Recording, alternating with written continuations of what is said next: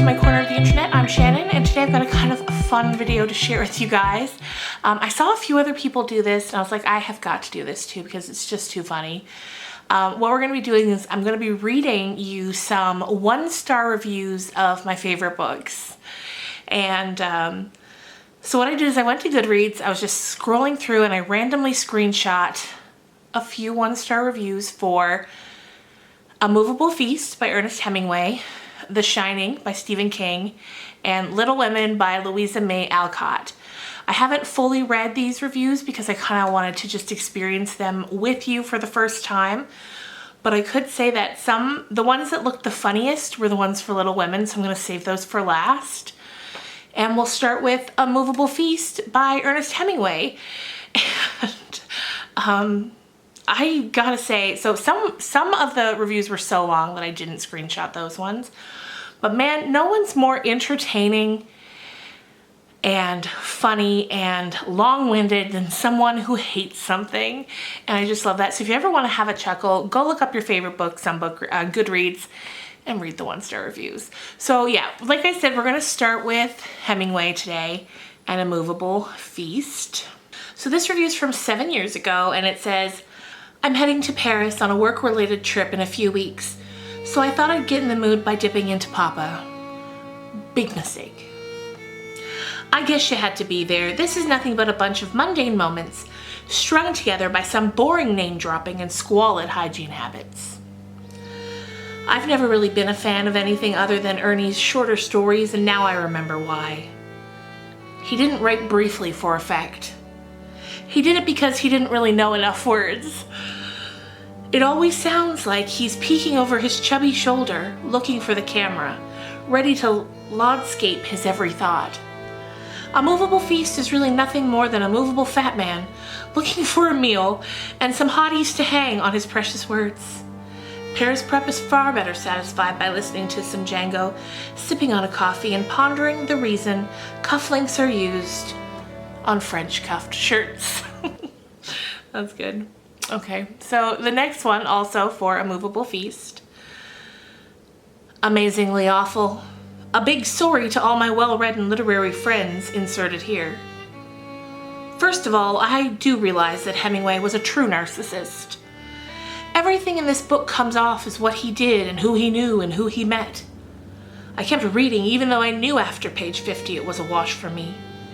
Hadley was mentioned so infrequently that one had to wonder if she was either really there or was even his wife. Truthfully, I was looking for a much better description of the time this couple spent in Paris. Truth be told, I did very much liked the book, The Paris Wife. I liked Hadley a lot and realized what a free spirit she was. Hemingway, on the other hand, was very much a look-at-me type person. I saw him to be very content in this book to give Hadley a very distant second-place position in their marriage. The only chapter I did enjoy was the one where he met and hung out with Scott Fitzgerald. But even that chapter gave me the impression that he considered himself above Fitzgerald. All in all, this autobiographical sketch made me glad that Hemingway decided to write fiction. He would never have made it as a non-fiction author. So there you go. That one's not quite as funny, but, you know, there we go.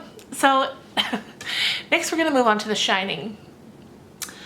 Loved The Shining, which I'll also give a brief note in case you're unfamiliar. The book from the previous 2 reviews, that's A Movable Feast, as you know, but it's a memoir of the time that Hemingway spent in Paris earlier on in his life, where he met up with a bunch of other artists of the time, Gertrude Stein, Fitzgerald, and yeah, it's just about his time spent with them.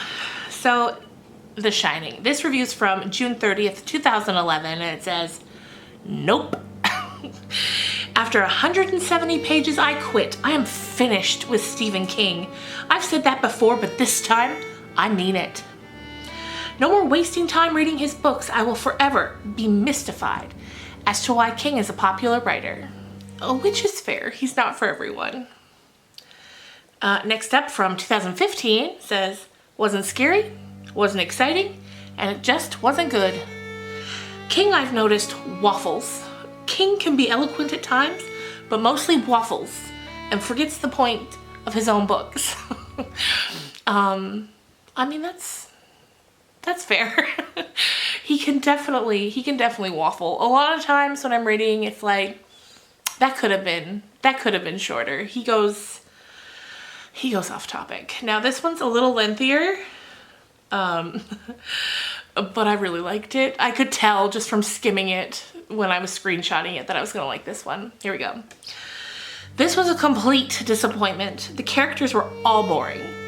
The writing style was one I could not get into, and the plot was vague and unexplained.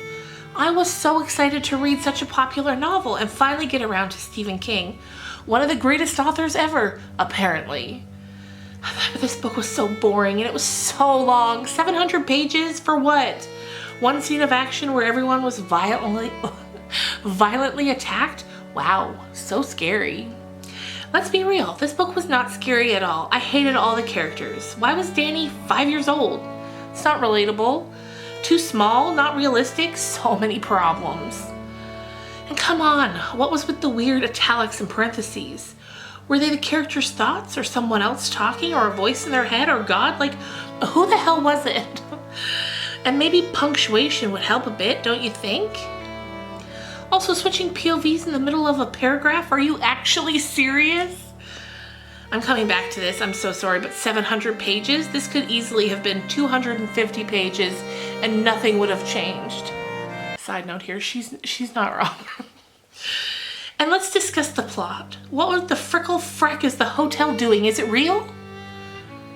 Is it alive? Are there ghosts? Is it all a dream? Are they all high?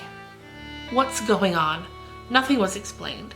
Also, what the actual frickle frack is The Shining? Was this book supposed to be entirely supernatural? Maybe an explanation would help. And does Danny have superpowers? I mean, what was actually going on? Is Jack himself at the end? Does he die? Is he a ghost? Is everyone a ghost? Who is the manager of the hotel? What is the creature? Why are there voices? What in the frack is the party? Why does it happen in December? What happens at midnight? Who originally created the hotel? How did it get powers? Who even wants to stay there? What is the point of Hollerin' other than frickin' convenience? None of these questions are answered in the book and will not be answered at all because the sequel was originally not planned and it just takes place when Danny is older. Nothing was explained at all. What a major disappointment. I might read other King novels to see if this was just a fluke and he's actually a talented author. So, I mean,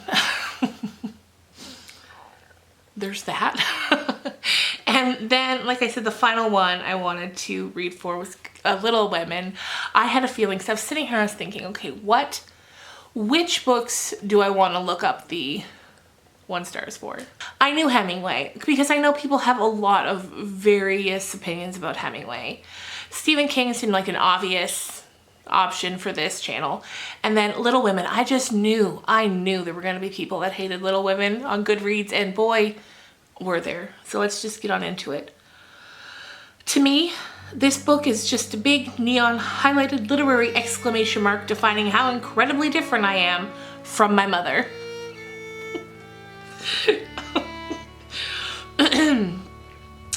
She loves this book. Really, really loves it. A lot. She always used to tell me how great she thought it was, although as a kid, I somehow avoided reading it mainly because at this point I was too busy dangling from a climbing frame by my ankles, or stealing scrap wood from building sites in order to make dens and tree houses. As it's prominently placed on the 1001 books list, I thought, what the hell, I'll give it a go. Man, oh man, what an epic snooze fest. Less than 20 pages in, I could feel my mind slowly shutting down. Was it through boredom, or was I entering a diabetic coma because of the overload created by the sickly sweet world of Margaret, Jo, Beth, and Amy? Anyway, to avoid succumbing to said coma, I threw the book far away from me and then chucked a blanket over it to ensure that I wouldn't be affected by the mind-numbing dullness being exuded from between the covers. I know that I risk howls of outrage at this lambasting of a much-loved classic, but this ticked no boxes for me. I'm clearly dead inside. I like how that review started off. really just getting personal with her, saying that all this book did was highlight how much different she is from her mother. Okay, here we go. I hate this book. I hate this book. This book is insipid. This book makes me feel like I need a trip to the dentist after merely looking at this cover. I hate this book. I hate Jo and her supposed tomboyishness and the fact that she's the most flat and dull and stupid character I've ever come across. I hate Amy because she's a vapid idiot who contributes nothing to the story. I hate Meg. Even though I don't remember anything about her, I hate Beth more than them all combined because she is so holy and meek and perfect. And then she goes and dies, except in the versions where she doesn't, and everyone loves her even more. Excuse me while I retch. Why must this book be so vomitous? It even starts off in this fashion. Let us give our dinner to the poor because we're so wonderful. F off. Just F off. If there was ever such a saintly family, I hope I never meet them. My boyfriend's diabetic and we must watch his blood sugar levels. Both of those referenced it being too sweet. It will give you diabetes or cause you some unwanted side effects to your pre-existing diabetes. So, there you go. I thought this was fun. I hope you enjoyed this. Those Little Women reviews, and those weren't even some of the longest ones. Some go on and on and on about all the things, not just for Little Women, but for all the books that they hate about it. So I think this afternoon I might make a tea curl up and read some more of them. Anyway, if you enjoyed this video and you'd like to see me reading some more 1-star reviews of some different books that I love, let me know. And we'll do that in the weeks to come. Thanks for watching, guys. Bye.